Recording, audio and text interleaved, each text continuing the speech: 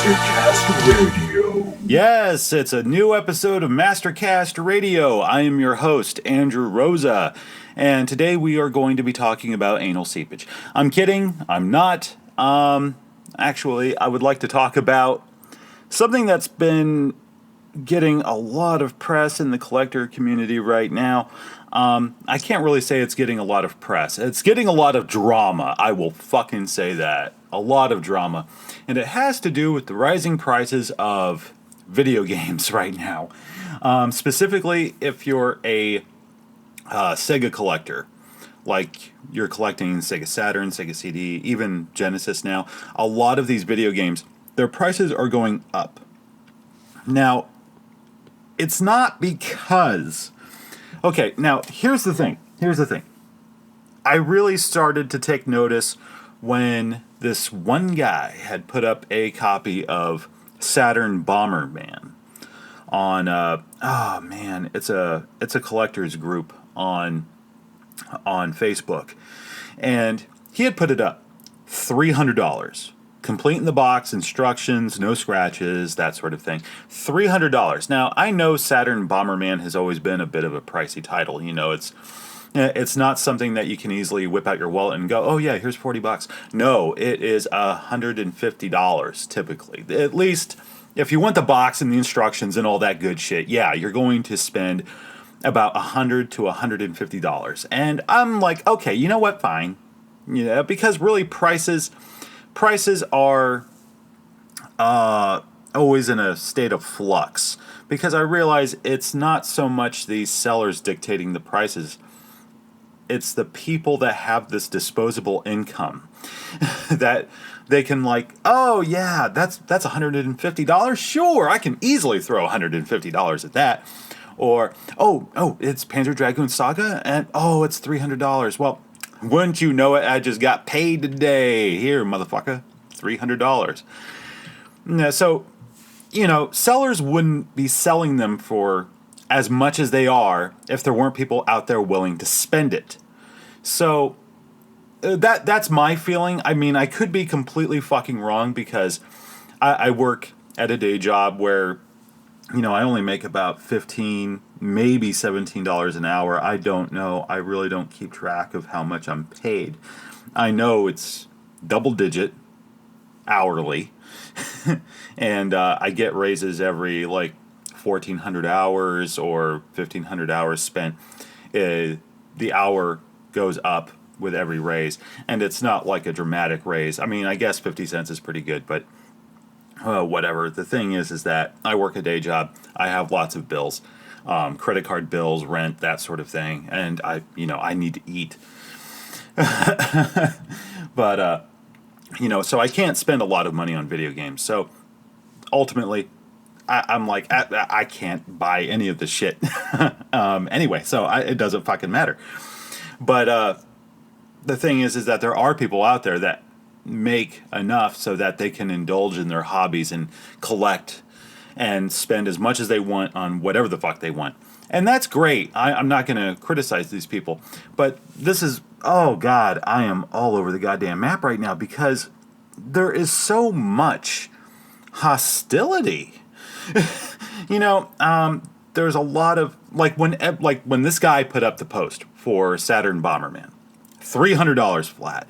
Immediately there are posts saying how, oh my God, no, $300. Where did you get that figure? And I'm like, it's not surprising. It's been a reasonably expensive game, for some time now. Since I've started collecting Sega Saturn, I've seen plenty of games that have gone for considerable amounts of money. I mean, anything that's like 3 digits, as low as $100, is a considerable amount of money for a video game, especially an old video game. But, one that's been used. And I'm like, I get it. Nobody's making these games anymore. Emulation for Saturn is fairly difficult. Not everything works well through an emulator when we're talking about the Saturn. I feel it's much the same way with Sega Genesis, because for whatever reason, it is very hard for many emulators I've seen to mimic the sound chip. So a lot of Genesis soundtracks sound really fucking funky. They just sound off. But oh god, there's so much hostility, and ultimately I feel I could be completely wrong. Feel free to correct my ass or give me some sort of perspective on this, because so many people have shared their opinions on this recently. And I feel a lot of the hostility is coming from the fact that, oh, I can't afford it. That's how it really comes off, because they're just pissed that these games are so expensive that they can't, add them to their collection. That's what it really feels like to me. They're just bitter because they cannot afford these titles and they want them. And it upsets them that somebody has, again, that disposable income to invest in this sort of shit. And, like, it just comes off as really bitter and sometimes even entitled. That's not a new trend, really. I feel now, not to criticize America, but really it's the only country I can criticize for, I live here. But I find many of our citizens they have this belief that they can have it all, and they feel entitled, like, oh, no, I should be able to get this because I am such a huge fan. And I don't understand why it must be so expensive. I'm like, would you be saying this if you had the $300 to comfortably throw away at a fucking video game? No, I doubt they would. I really doubt they would, because from what I can tell, I have yet to come across somebody who has like $500 or $600 easy to throw away on a video game. Like on a single video game, they can comfortably pull out their wallet and go, no, $600? Sure, fine. You know what? It's Street Fighter 03. It's worth it. I don't think it is. That's my personal opinion. It's all subjective. It's worth whatever it's worth, And the thing is that a lot of these fuckers, I don't feel that they would be complaining about the price if they had the money to comfortably throw away. So I feel their rage is somewhat misguided a little bit. And really, they always attack the seller. Many of them attack the seller. Not all of them, but many of them will attack the seller and like, oh, you're everything that's wrong with the collector community. It's like because more and more people are hoarding their games, and we're not talking about that one shitty game, where say you have a damn near complete collection of Sega Genesis, right? And you only need like 2 or 3 games to fill it out, and those 3 games are Judge Dredd, Funny World and Balloon Boy, and and Steel Talons. Like those are the only 3 games you don't have, and we're not talking about those kind of games, because let's face it, those games. If you're not a Genesis fan, I'm sure you are if you're listening to my podcast and you've been watching Mastercast TV, because I have reviewed more Genesis games, I believe, than any other console as of right now. But, those games aren't worth very much. Nobody cares about Judge Dredd or Steel Talons or Funny World and Balloon Boy. Those are games that you can easily purchase complete for like $15-$20 at most. I have yet to see a copy of Judge Dredd go for like $20. It was a multi-platform game based on a shitty movie that was based on a really great comic book. Don't get me wrong, I fucking love Judge Dredd the movie because it's Stallone. Like, even his duds are entertaining as fuck. We've talked about this. But we're not talking about those games. We're talking about games that have been critically very well received, even from the very beginning. We have games like Saturn Bomberman. We have Panzer Dragoon Saga. We have House of the Dead. Although it's not a particularly good port, we don't have too many options outside of emulation for the first House of the Dead, because it's like the one game in the series that Sega has yet to put on PSN or XBLA, that sort of stuff. So, I mean, sure, you're better off, if you have a PC, you're better off just getting an emulator for the arcade game, because ultimately the graphics, the sound, everything is way better. But if you're a console gamer, you want the console game, so that you can play it with your stunner on your big TV and all that kind of stuff. You still have one of those old tube televisions so that you can enjoy it thoroughly. Then, you're gonna want it. You're gonna want the Saturn copy, especially the American version, because from what I understand, it's way better. I would know from experience because I only have the Japanese version. But going back to the main issue, I just feel a lot of this sort of upset is because, let's face it, we're poor. So many of us are poor. Yet we have enough money to kind of indulge in our collection, and some of us have had our collections for many, many years. So we want to keep adding on to it. We still have a lot of passion, a lot of love for it.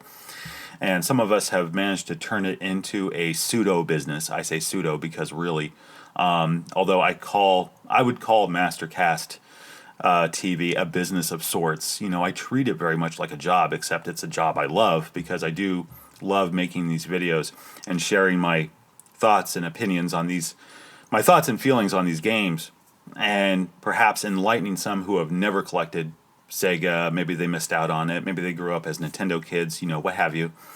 And like check this shit out. Is it not awesome? Or, hey, you're collecting? Don't fucking buy this game. I'm going through that right now. What I'm currently reviewing right now. And I don't know. I feel like so much of this bullshit, all this bitter, it's too expensive. A lot of it has to do with the fact that you're fucking poor.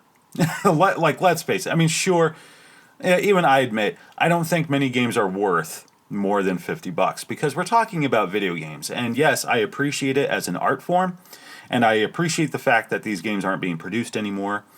But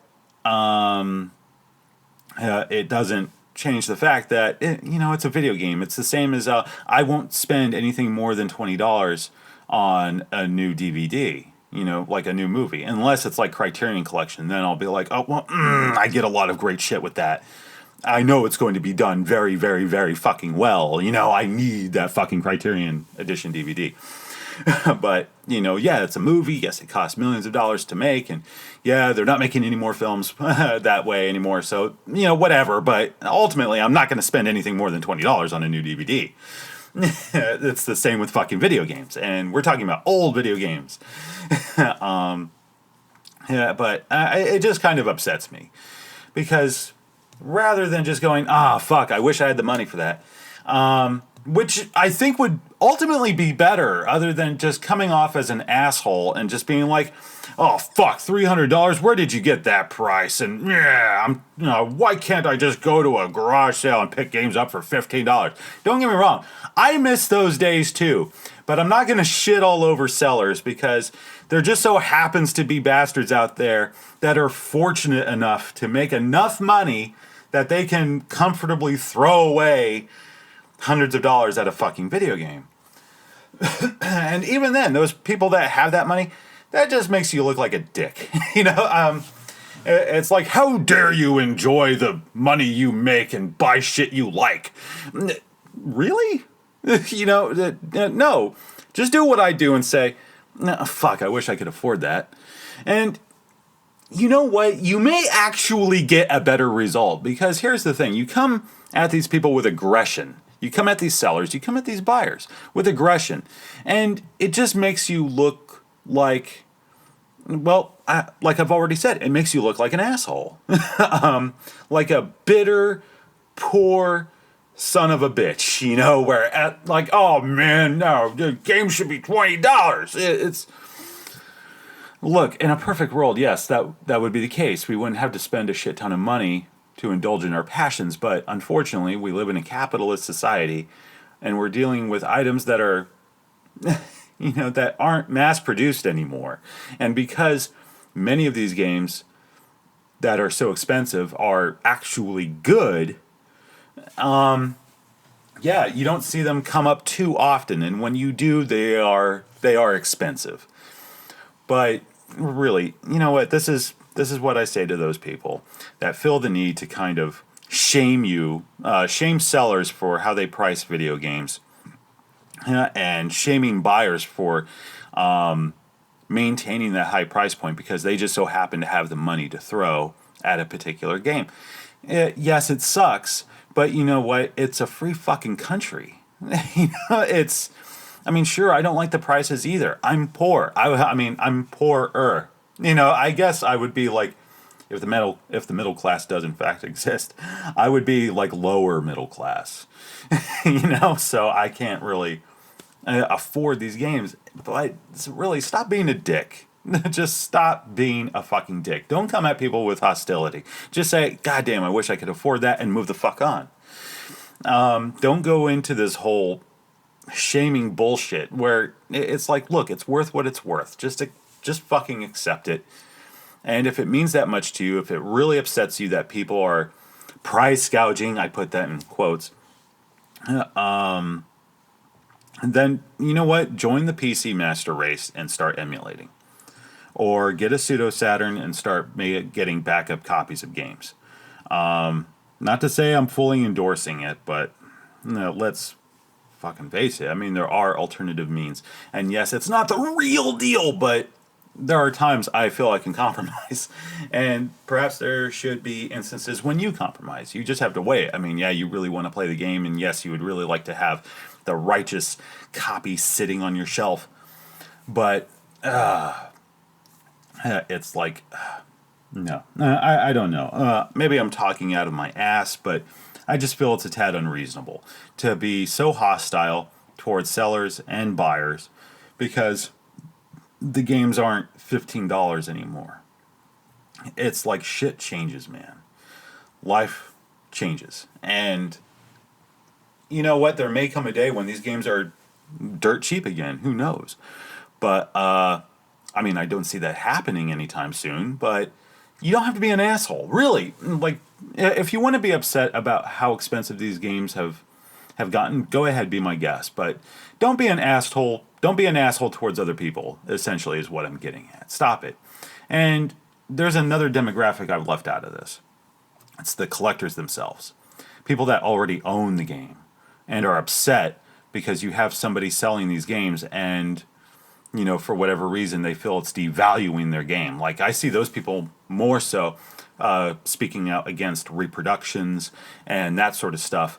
Like, no, that's just mean and wrong, and you're fucking over the artist. Like, look, we're buying a lot of these games secondhand, okay? Nobody that developed that game, really, no one is getting the money that you're spending. All that money is going towards the seller. It's not as if by buying these righteous copies that you're promoting the community, like, oh, I'm keeping it alive because I'm buying real shit here. That doesn't apply to retro gaming in this sense, because you're buying secondhand or third hand, fourth hand, fifth hand, sixth hand, what have you. And, you're not, the motherfucker, Hideo Kojima is not getting a dime from you selling your original MSX2 copy of Metal Gear. He's not getting a dime of that shit. It's all going to you. Or the money that you spend for it, it's all going to the seller. That is it. So, yeah, I feel there's something to be said about that. Whole, like, no, I buy the real thing. Yeah, that's important when you're buying like a brand new movie. No, but, you go to Movie Stop and you buy, a secondhand copy of Cold Creek Manor. I don't know why you would buy that movie, but for whatever reason, that title shot to mind. The studio isn't getting any of that money. The director is not getting any of that money, and good, because that fucker doesn't deserve a dime. He doesn't deserve any money for that fucking movie. I'm very hostile towards that film. I really hate Cold Creek Manor. It's easily one of the worst films I have ever seen. One of them, not the worst, but definitely one of them. So yeah, long and short, because I've spent 20 minutes talking about this bullshit, don't be an asshole. Like, sure, it would be great if these games were cheap, but they're not. If you want to be upset about it, fine. As I said, it's a free country. Be as upset as you want about it. Because, hell, even I'm upset about it. It sucks that I can't buy these games for $20, $30, especially since I can still remember vividly being able to walk into Toys R Us after they were liquidating their stock and being able to pick up a copy of Burning Rangers for $20. Less, even. But now it's like $250, $300. It's a shame, but that's how the cookie crumbles, we're not living in 1998 anymore. It's 2016. My God, just saying it makes me feel awful. Like, oh my God, that was so long ago. That's how I feel right now. That was so long. Shit. I used to be heavier. I had all my teeth. That sort of thing. But yeah, if you want to be upset about it, go on ahead. But stop trying to shit on people. Don't be an asshole about it. Just walk the fuck away. Because if you feed into it, you kind of create this token resistance. It's much like how Chuck Palahniuk talked about the death of protesting. It was something he used to talk about a lot while he was doing these book tours. He would just come out and speak with people doing a lot of seminars. It's fantastic. There's even a documentary where it's a collection of all these seminars he had done throughout like the Midwest and shit like that. And it's called Postcards from the Future. Look it up. It's a damn good DVD. And if you're a fan of Chuck Palahniuk, if you're not familiar with Chuck Palahniuk, he was the writer of Fight Club. That was his first novel. And then he went on to write great books like Choke, Lullaby, Haunted, stuff like that. So he's a damn good writer, and I feel a very intelligent man. And he talks about the death of protest, by getting on your soapbox and protesting, really, it's a waste of energy. Ultimately, protesting is a waste of energy because all you do is end up creating this token little resistance that's going to fight you at every turn, because that's how many people are. They're just reactionary. It's like you have everyone wanting to push you in this direction. You feel this need to kind of push back. A lot of people are like that. And their logical mind is telling them, no, this is, they're absolutely fucking right. But you have someone getting on their soapbox and, you either turn into wallpaper or you have these people now committed to resistance because they don't like being pushed in any direction whatsoever. And it's a good documentary. You can look this up on YouTube as well. If I can, I'll find the clip and I'll include it in the description. But that's what it's like when you come out with all this hostility, bitching about how expensive games have gotten in recent years. And really, you're just kind of strengthening their position. Yeah, that's how I feel, at least. Where it would be just better if you said, well, damn, I wish I could afford that. So that maybe, just maybe, once these sellers realize there aren't as many people wanting to fork over, $200, $300, $400 for a fucking game, that maybe they'll realize, shit, maybe, I want this thing to fucking sell, but I'm not selling it at this price. It's been up for a month. Nobody is even bitten. I need to bring it down. And, they may be more inclined to do so as opposed to a bunch of assholes getting on there and immediately jumping in your shit saying, oh my God, you're insane. You're everything that's wrong with the retro gaming community today and blah, blah, blah.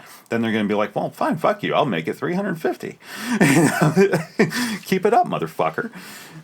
I'm just saying, I think there are better ways to voice your disgust rather than being an asshole. That's just me. I could be wrong, and it may sound completely hypocritical, seeing as how I can get very impassioned and I can sound very much like an asshole in my reviews, especially if I'm reviewing a game I dislike. And especially if I get commenters telling me how fucking wrong I am and being, getting a righteous attitude because it's like, you don't agree with me, you're bad. I'm like, no, I simply don't agree with you. And I try to be fair. It's like, yeah, I don't like the game. I'm not saying it's a bad game. I just don't like it. It's kind of like Final Fantasy VII. That's a debate I've gotten into so many fucking times. Because I remember when Final Fantasy VII came out. Not to segue, but we're getting off the whole price gouging topic now. We're just going to talk about how people can be assholes. In terms of video games, because really, I remember when Final Fantasy VII had come out, and everyone was making a big fucking deal about it. And the thing is that I didn't really like RPGs at that time. I've grown to enjoy them now, thanks to games like Panzer Dragoon Saga, where they kind of confront some of the issues I have with the genre, and also I've gotten older, so my patience is... I feel much better. In some respects, it's worse. Others, it's better. In terms of our playing RPGs, I feel my patience has gotten much better. But also, watching Daria plays RPGs, she really does make me want to pick up an RPG. Like, a lot of those games do look really fucking good. So, I guess I'm growing. But the thing is that I remember when it came out and everyone just went fucking apeshit about it, saying it's like the best game ever. And I hate that shit because the moment that hype train starts, I'm immediately like, get me the fuck off, okay? Just, not like that. Like, oh! No, like, get me the fuck off the train. I don't want to be on the train. I don't want to be with all you fucking psychopaths that are just creaming in their fucking shorts over this fucking game. Why is it so fucking amazing? And I because I didn't fucking get it. And then eventually I bought the game. I bought the greatest hits version, that was typically like $20. I finally bought it because I was curious. Enough time had passed. We were already into like, I think it was Final Fantasy IX, by that point. So I'm like, I'm going to go back to 7. I'm going to go to 7. I'm going to see what all the hype was about. Now I can kind of sit back and just, I won't be sitting there playing the game, listening to all the critic blurbs in my head. Because all that shit will get trapped in there. And it's annoying. Same thing with movies. Like, whenever there's a lot of hype, I always want to take a step back. I won't go near that shit for months. Maybe even a year. I'll be like, I'll wait for fucking DVD. Because you motherfuckers have built it up too much. I was almost like that with Stranger Things. I'm glad I didn't stick to that. My girlfriend ended up playing it, and I was like, oh, no, it's actually pretty good. But the thing is, I finally get Final Fantasy VII. I play it. I'm about midway through the first disc, and I finally realize, you know what? I'm fucking bored. I don't really care about this shit. Fuck Cloud. He's an asshole. I don't like Cloud at all. I don't even like Barrett that much either. Tifa, yeah, okay, you're kind of the cliche hot girl. I kind of don't care. I don't know. The graphics are pretty good for the time. The music's good, sort of. There are places where I feel it's far too chipper, but I'm just kind of playing it. I'm like, I don't see what the big fucking deal was, so I don't finish it. I'm bored out of my fucking mind. I'm like, I'm done. I'm kind of curious to see where the story goes because I hope it gets better. I am kind of intrigued, but. At the same time, not enough where I feel I'm gonna be playing this for another 30 fucking hours. I'm like, nope, I'm done. So, fast forward, I'm now collecting games more heavily. I'm going to cons and shit like that, and we're talking about video games. And oh boy, I think around that time, Final Fantasy the remake had been announced, and again, people lost their fucking shit. It's like, yeah, HD remake of Final Fantasy VII. I'm just so excited. And I don't know why I make you Final Fantasy fans sound like fucking idiots, but I can't help it. That's just what it sounds like in my head. I'm like, shut up! Just shut your fucking face, Uncle Fucker. That's all I can say in my head. I'm just like, quiet. Stop it.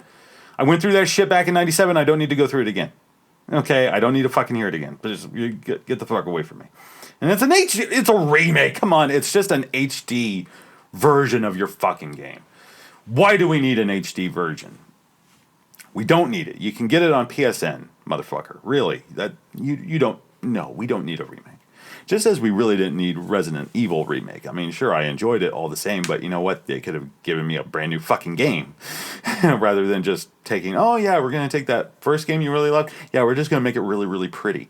We're going to add a few more story bits that's going to completely fuck up the canon and could basically restart things. I'm like, oh, geez, thanks. Thank you. Awesome. That's exactly what I wanted. Not. And, but if I dare, now I tried to, when Final Fantasy VII would come up in conversation, I tried to be fair, much like I try to be fair in my reviews. Like, look, I'm not saying it's a bad game. I'm just saying I don't like it. It's not the same thing. You know, to say that you don't like something is not the same as saying, oh, it's a piece of shit. No. Now, sure, I may feel that way about certain games. Like, okay, I don't like Double Switch. Why? Because I feel the game's a piece of shit. That's easy. But then, no offense, Mike. It's a horrible fucking game. Why you love it, I have no goddamn clue. For the longest time, because Mike Lodato of Sega City University really loves Double Switch. It's like one of his favorite fucking games. And I'm like, dude, for the longest time, I was convinced he was on some sort of medication, some drugs of, just some kind. But no, I realize his brain just works in a different way so that he can somehow find enjoyment in that game, and he knows how to play it fairly well from what I've seen. So I'm like, okay, you just get it. I don't. Now, if you ask me personally, yeah, I don't feel it's a particularly good game. Double Switch, it's horrible. It's got one of the worst fucking actors that ever lived, and that was Corey Haim. Not to say he was a bad actor all his life, because when he made Lucas, he was actually really good in Lucas. I'll give him that. And I liked him a lot in The Lost Boys. The Lost Boys is one of my favorite fucking movies, and he has some of the funniest lines in that movie. Like when he finds out Michael's a vampire, and he's like, I knew it. You're a vampire, Michael. A goddamn shit-sucking vampire. Oh, you wait till Mom finds out, buddy. I'm like, that line still works. It still totally works on me. I love that. I have a brother, so that's the sort of shit brothers would say to one another. And oftentimes I feel a lot of screenwriters, it's clear they've never had siblings because it just doesn't work. But that relationship totally fucking works, and Corey Haim's performance totally works. But oh my god, once he got older, like everything went down the fucking drain for Corey Haim as far as I'm concerned. And so he's in this game, and it's awful. He does not elevate the material. Not that I don't even think Kevin Spacey could have made that shit better. I think even Sam Jackson, Morgan Freeman, any great actor, I don't think they could have made that shit sing. But it's a horrible fucking story, and because of that, you're not really interested in seeing how it unfolds. At least I'm not. I can appreciate things that are so bad that they're good. I watch fucking MST3K for crying out loud. But Double Switch is not one of those games for me. So if you ask me, I don't like the game because it's a piece of fucking shit. That's my opinion. I'm not saying I'm right or wrong. I'm just saying that's my opinion. Okay? But Final Fantasy VII, I can easily see the value of the game. It's very well produced. Clearly a lot of thought went into it. But for whatever reason, it doesn't speak to me. So when I say I don't like the game, I'm not saying it's a bad game. I'm just saying I don't like it. But Final Fantasy VII fans, a lot of them I have come into contact with, they don't understand that, and they don't want to accept it. Instead, they're just like, no, you gotta love it. I'm like, no, I really fucking don't. And just be happy that I don't, that not more people love it, because then you'd be upset because you couldn't get like a brand new goddamn copy that's never been for like $40, something like that. You wouldn't be able to find a sealed copy of the original before the greatest hits edition came out. I'm sure it's still kind of expensive regardless, but I don't know. I don't really collect a lot for PlayStation. But still, just like calm the fuck down, okay? I'm not saying it's the worst game ever made. I'm not even saying it's a bad game. In fact, I can see where all its good points lie. It's just that for whatever reason, that combination did not work with me. So I'm going to sit over here and play Resident Evil and Castlevania and, my Sega fighting games, my racers, and all that kind of stuff, and I'll be perfectly fucking happy. You can sit over there and play your Final Fantasy VII and jerk off to Tifa, whatever the fuck her name is. Just leave me the fuck out of it. um, yeah, I don't know. Sometimes I feel it's really irritating the fan, like the retro gaming community, because you have some people that are very just fucking mature about it, and they're very cool. They like getting together and talking about video games and sharing that love and being like, "Oh God, you remember fucking RoboCop the arcade game? Do you remember that shit? That was fun. I mean, it was not a great game. It certainly wasn't groundbreaking, but goddamn, it was good fun. Shame we never really got a good arcade port of that. That would have been great on the Saturn, wouldn't it? Yeah, that would have been neat. Oh man, I clicked Neo Geo. Oh shit, yeah, I know. I had to go and get a second mortgage on my fucking house just because I wanted that copy of Metal Slug, man. It was worth it though. I love that fucking game. My buddies, we come over, we do that, blah blah blah. Or they're just cool about it and they just let shit go.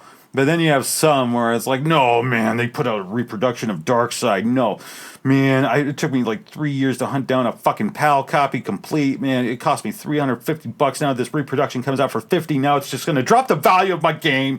I'm like, shut the fuck up. You don't collect games because you just want to have some neat shit on your shelf. We collect these games because we want to play them as they were intended. Unless you're one of those assholes that buys like a $300 record, brand new sealed, and you never listen to it. No, people that buy shit like video games or vinyl records, these fetish properties, so to speak, and you never fucking open them. I want to beat you upside the head with my shoe. It's like you don't spend $300 on a Tool album, like a Nema, and you leave that shit wrapped. No, you bought the record for a goddamn reason because you know it's going to sound better than any fucking thing else. Okay? Same like you bought, you have the Panzer Dragoon trilogy, complete brand new in the box. Never been opened. The seal is still there. It still has the Toys R Us fucking sticker on there. In fact, you managed to convince the fucking guy behind the counter to let you keep the tickets so you could just pin them to the goddamn box. Open the fucking game and play it. You don't. It just kills me. These games are meant to be played. Play the fucking game. Again, that's my ideology. I don't feel you go out and you buy this shit just so that you can put it on your goddamn shelf and go, man, doesn't that look great? I have a complete collection of NES games, all of them in the box with instructions. None of them have been played. It looks amazing, doesn't it? And I'm like, no. Have you not played any of these games? Look, you have a perfectly good copy of Super C up there and you have yet to play it. You're a fucking asshole. That's my opinion. I mean, I'm sorry. I don't get that kind of hardcore collector mentality. It's like, no, you play the goddamn thing. Now, I realize there are some people that will have two collections. One that's completely sealed in the box, and then they have the collection that they play. And I guess that makes sense. At the same time, like, you're just depriving somebody of the joy of maybe experiencing these games. And just so that you can have a collection, say, oh, yes, I have everything sealed. Why? I just don't understand why. It's like people that buy toys and leave them in the goddamn boxes. I've never been able to figure that out. Toys are meant to be played with, or at least take them out of the box, put them in neat positions, and change them up every month or two. Oh, look, damn it, why do I have the G.I. Joes fucking all the Cobras in the ass? Man, oh, honey, was that you? Was that you who did it? Oh, you fucking bitch. Well, it is kind of funny. I'm going to leave them like that for a week. And you come back and you readjust them, and now it looks like they're in a fucking war. It's like Saving Private Ryan, Cobra style. And, but no, you don't leave them in the goddamn box. I feel towards them like I do catch and release fishermen. You're an asshole. You traumatize that fucking animal, and you're not even going to eat the motherfucker. Or even put it on your fucking wall. Like, oh, that was my first fish. I can understand. Okay, it's like a Polaroid. It's you want to frame that moment. The first fish I ever caught. So if I ever get stranded in the wilderness, I can fucking catch a fish. Hooray. And I have that reminder of it. But don't just traumatize the poor motherfucker, pull him out of the water, and not even have the good sense to fucking eat him. Well, show some fucking respect. You ripped him out of the water, you destroyed its little life, and fucking eat it. That way, its death was not in vain. Just something. But You spend $250 fucking dollars on a copy of Burning Rangers and you're just gonna leave that shit wrapped? You're an asshole. No offense to people that do that, but fuck. Play the goddamn game. You went through that trouble, you went through that expense. Enjoy it the way it was meant to be intended. Break out your Saturn, dust it off. Clear some space on your fucking internal memory and play some goddamn Burning Rangers, motherfucker. Oh. Sorry, coffee. So anyway, those are my rants for today. Let's go ahead and get into some quickie updates if you're still listening, in which case, thank you very much for... Now, look, I may think you're an asshole. I don't think you're a bad person, but if you're one of these people that collects games, sealed, all that bullshit, you feel like jumping in somebody's ass because they're selling a game for what you feel is too much, I may think you're an asshole. That doesn't mean I don't like you. There are just aspects of your personality I don't like. There are things that I don't agree with. And who knows, you may be fucking right. But that's my opinion. I'm going to stick with it until somebody gives me a better argument. So, I'm sorry if I offended anybody. That was not my intention. But I just want people to be fucking nicer to each other and not get upset over shit that is ultimately meaningless. Because we're just talking about video games and collecting art here. It's supposed to be fun. Stop trying to bring it down with your fucking drama. That's my take on it. That may sound hypocritical because all I've done is feed into the drama with this fucking thing. But I just wanted to share my opinion on this and say, you know what? Stop. Let's not be assholes. Let's just be cool about this shit. And be respectful. And that's all I'm getting at. Ultimately. Again, I'm sorry if I pissed you off. Again, wasn't my intention. I just wanted to bring a certain issue to light and share my feeling on it. So, moving on from there, if you're still a fan of Mastercast TV after all that bullshit, here are some ideas I've been playing with. I'm actually entertaining the notion of doing a sub-series in which I review games for other platforms. Not new stuff. I don't want to do new stuff. All the new stuff, it's like HD. I don't want to deal with that sort of level of production in terms of having to upgrade all of my equipment because really I don't have the money to do that. To do really good capture of HD video and audio. I don't want to deal with that right now. And also, there really aren't that many great games out these days that I feel like a burning need to talk about. It would be great to have some of the footage for reference because oftentimes I'll reference games in reviews and I don't have the footage and I don't want to go on YouTube and rip people's footage off. I'm sure maybe some of them would be cool with it if I gave them credit. Like, to see the full video, do check out this link.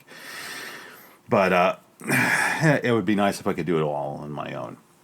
But anyway, there are a few consoles I would like to comment on, like the PlayStation and the Nintendo 64. That particular era I especially love.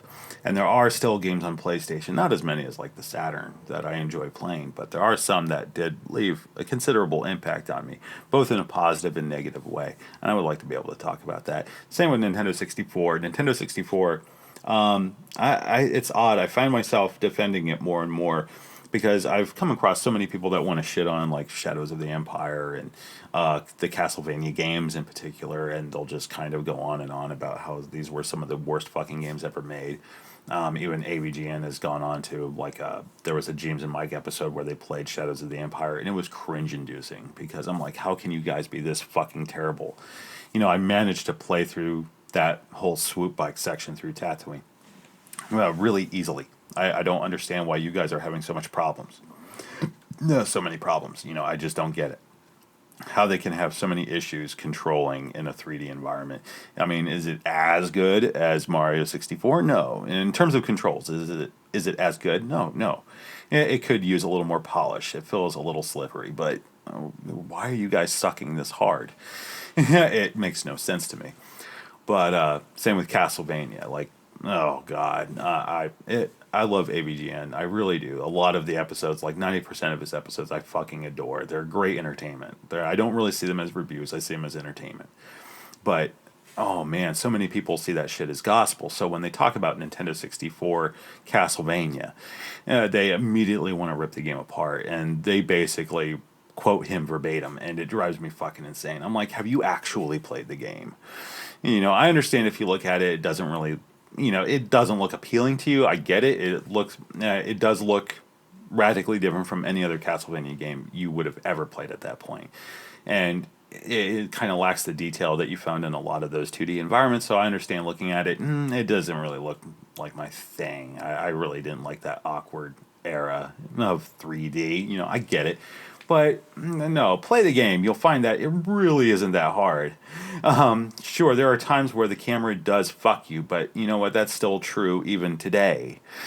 So you can control the camera, much like Mario 64. The camera wasn't always perfect in that game either, which is why the developers were smart enough to have it so that many of those C buttons you could hit C left, C right, and adjust the camera's angle. Castlevania, it's a little harder. You only have the free look, which is like C up, and then you have the R button for the target lock, which will adjust your camera so that it will be behind you and shit like that.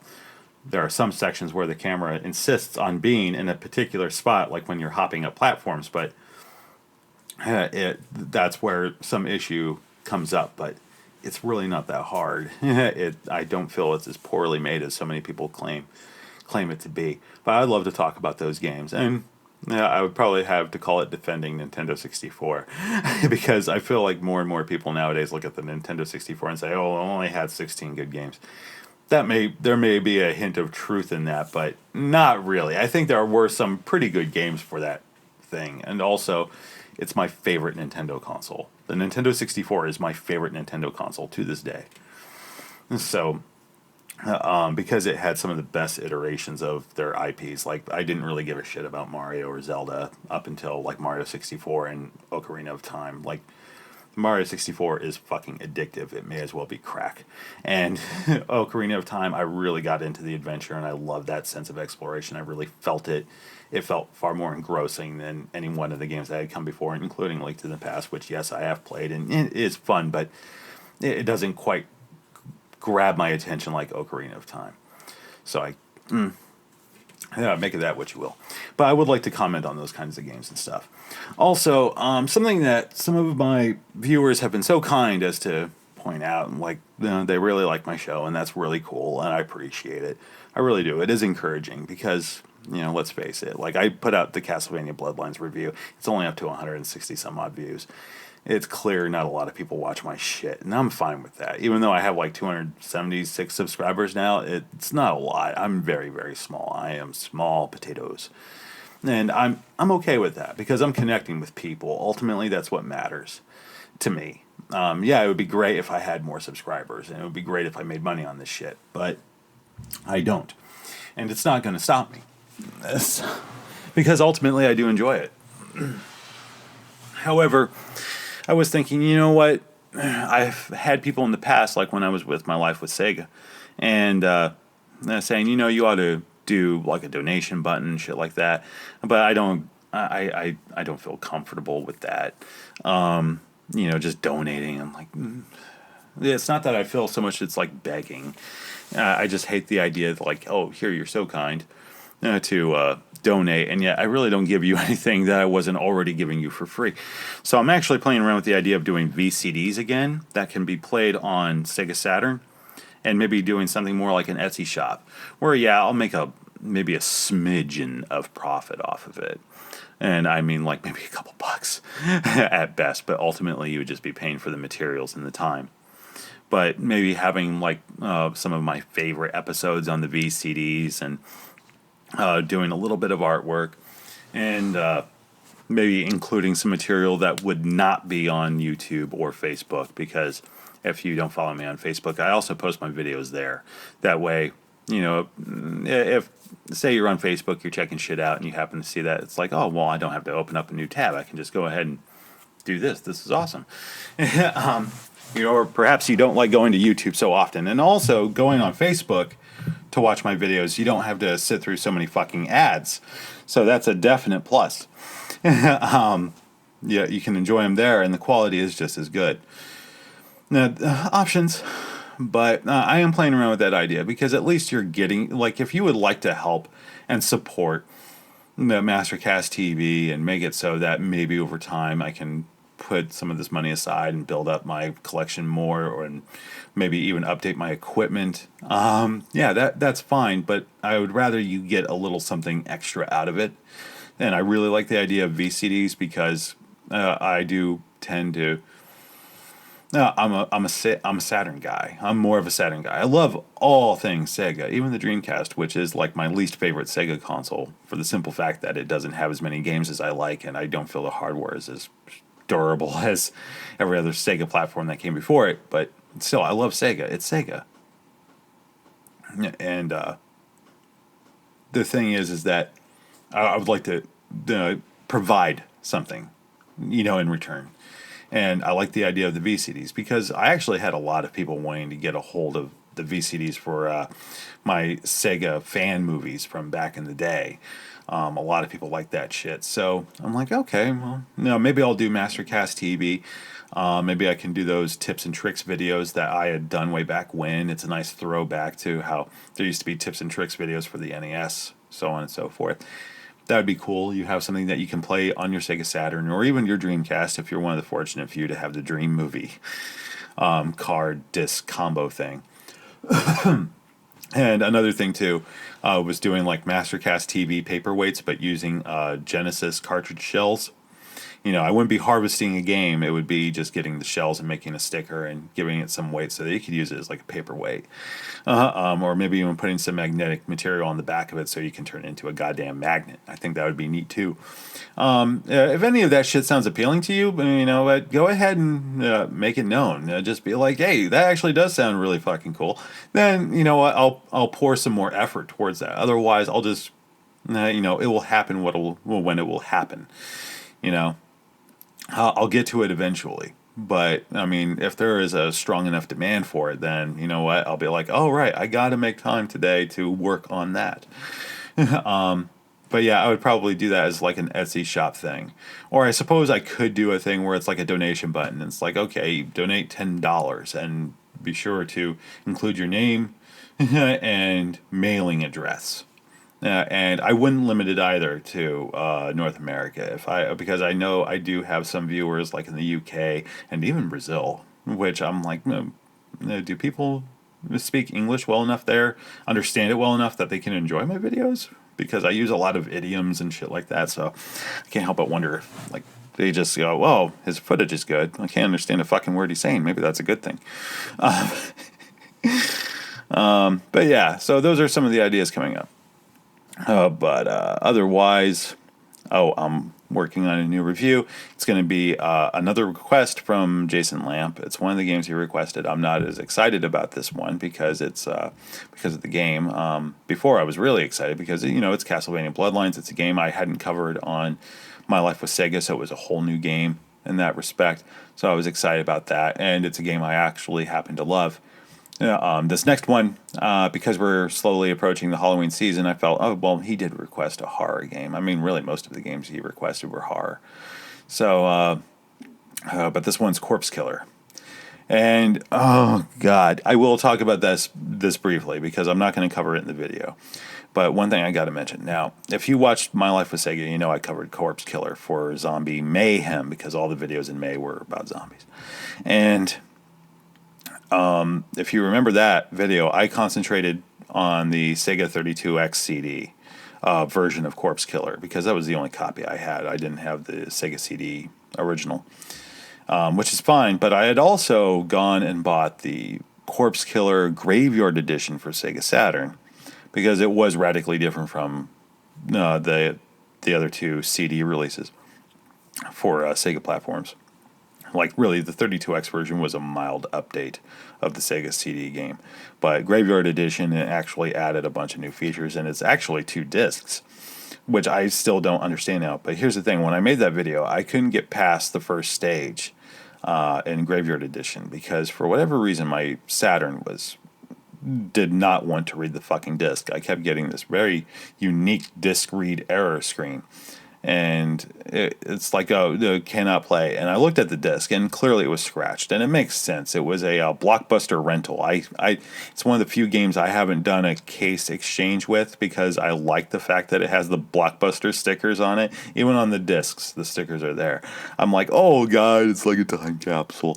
It's weird how stupid we get over shit like this. But the thing is that I tried it again because I figured I don't have the original capture of that gameplay. Those discs are lost somewhere in my old room. And I figured that's pretty cheap, just to use gameplay from that episode. I'm going to play it again and really do a bang up job. This is why I started Mastercast TV. I wanted to do it better. So I played through. This time I actually have the Sega CD game, so you'll be able to see a comparison between the Sega CD and the 32X versions. And here I thought, well, I'm not going to get a whole fuck of a lot of footage from Graveyard Edition, but at least I'll be able to comment on it somewhat. Because I did manage to play enough where you can see a lot of the changes in that first stage. I play the game now. It works perfectly. I have no fucking idea how that happened. It works perfectly. In spite of all the scratches, it works beautifully. I do not get it. And here's the thing. I had tried that on my Saturn. I even had the disc resurfaced twice, and it did not work. The game would not work. And I just figured, okay, I'll have to eat it. Eventually, I'll buy a copy of Corpse Killer, a new Graveyard Edition, so that I'll be able to comment on it fully. It's not a high priority, but it will happen. And I even tried it on my Japanese PS2 using the Action Replay cartridge. Still wouldn't work. Now, I try it again, and it works, and I couldn't figure out why. And it dawned on me. The last time I had tried playing the Graveyard Edition was when I had a Model 2 North American Sega Saturn. Now, since that review, I actually traded my Model 2 Saturn for a Model 1 North American unit. And I had never bothered to retry it. And now that I have, it works beautifully. So I don't know if it has anything to do with the unit, but I just find that odd because I played it on my Model 2 Saturn, both North American and Japanese, and it didn't work. Yet my Model 1, it works fine. So I don't think many people would have encountered this issue, but the thing is, I just find that odd. Like, for whatever reason, my Model 2 must have malfunctioned at some point, and it just did not want to read that game, or maybe the laser was so fucked that it couldn't penetrate the scratches. But my Model 1, perfect. I got considerably far in the Graveyard Edition, so now I'll really be able to comment on that game. And let me tell you, I was so bummed because I'm not a fan of Corpse Killer. Not to spoil the review for you, I don't really care for the game very much. It's a digital pictures game. There are many reasons why I don't like it, and I'll explain in my video. I was so upset because I was conflicted. I think that's more accurate because here I'm playing it and I'm figuring, I'm not going to be able to get much footage. Let's just get this fucking over with and yada, yada, yada. I'm playing it. I'm like, usually the game starts skipping at this point. It's not skipping. Wow, it's really not skipping. Okay. Wow, I finished the stage. I finished the fucking stage. Holy shit. All right then. And can I play another stage? I'm playing another stage. Holy fucking shit. It fucking works. Oh my god, it fucking works. I don't have to buy this game again. Oh fuck, it works. Now I have to keep playing it. It's I don't know if I have many YouTubers, like content providers on here, that experience this when you play a game you don't like. But it's like, say you have a bum copy and you're like, oh god, well, I'll get some quick capture. Oh, it's working. Hey, it's working. Oh fuck, it's working.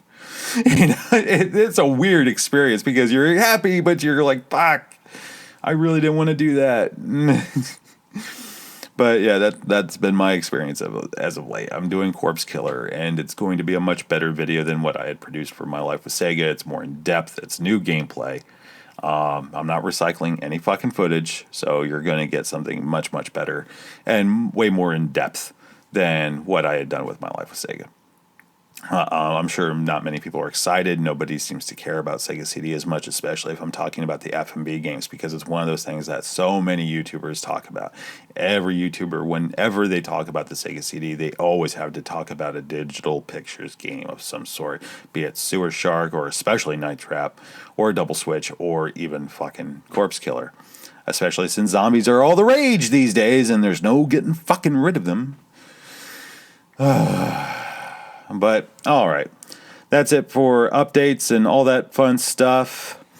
Now, let's go ahead and talk about a few comments from the last time I was on here. I did respond to a few of these comments, so I'm not going to waste anyone's time going into this again, but one comment in particular I haven't responded to, and that is Silver Wings, a dedicated viewer, as I always say, Silver Wings 21.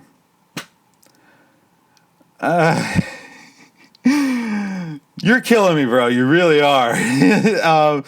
Now, first of all, I'll explain that in a minute. I'm not angry or anything, and I'm not making fun of you. Don't think that for a moment.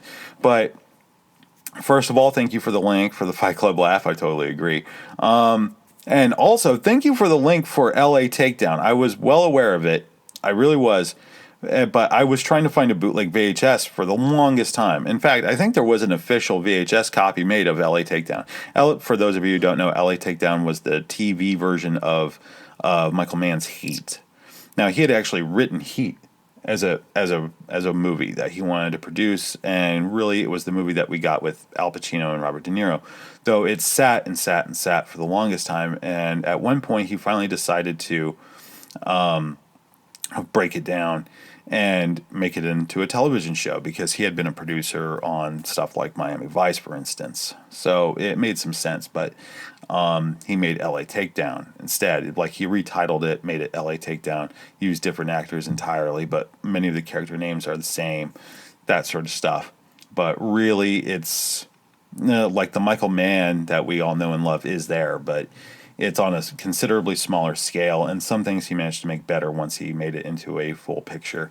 But in many respects, it does feel almost shot for shot. Other instances, it reminds me more of the Michael Mann that produced Manhunter, which isn't necessarily a good thing, I gotta say. But just saying. But no, you're killing me, because this is what I had mentioned Technocop in the last review, because that's pretty much my go-to bad game in many respects. But I had talked about, like, maybe someday I'll go back and beat it, but I wasn't interested, blah, blah, blah. And Silver Wings, dude, he, God.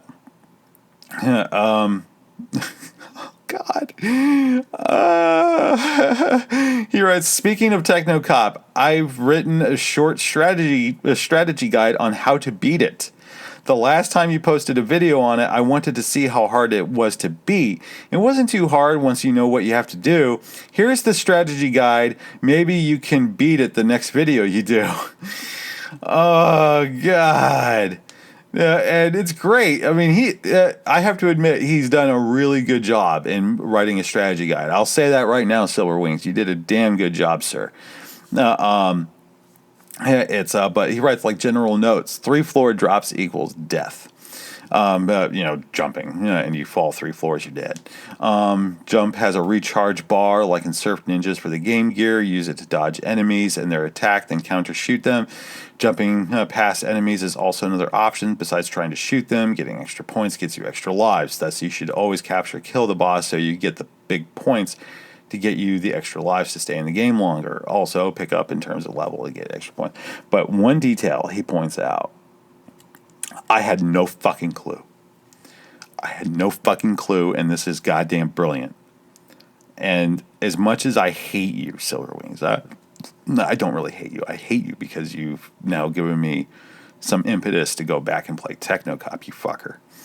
But he found a fun fact on level 1. And he writes, you can touch the hooker's crotch. There are hookers in the game. They're like sitting in the background and shit.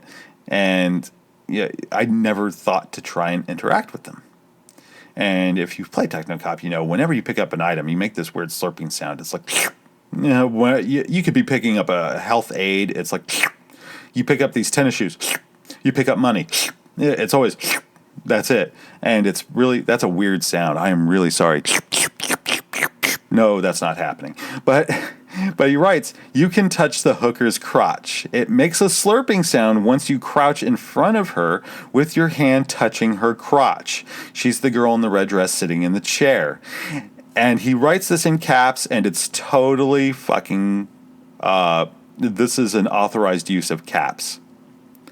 And you get points for this. He writes that. You get points for this. That is astonishing. And as fucked up as that game is, because you can, like, kill fucking children in that game. Now I can touch a hooker's crotch.